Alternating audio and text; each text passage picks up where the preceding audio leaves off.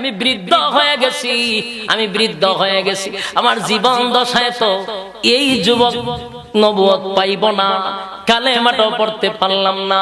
আমি যদি পাইতাম সর্বপ্রথম কালেমাটা গ্রহণ করতাম। আফসোস করতে করতে কাঁদতে কাঁদতে সেখানে বসে গেছে। কিন্তু দেখেন, অনেক ইহুদি ছিল যারা তাওরাতের পণ্ডিত ছিল, তাওরাতের পণ্ডিত ছিল অনেক ইহুদি। তারা কিন্তু আমার নবীরে বালা করে চিনত, কথা কয় না। একবার আবু লাহাব ব্যবসার উদ্দেশ্যে সিরিয়ায় যাবে।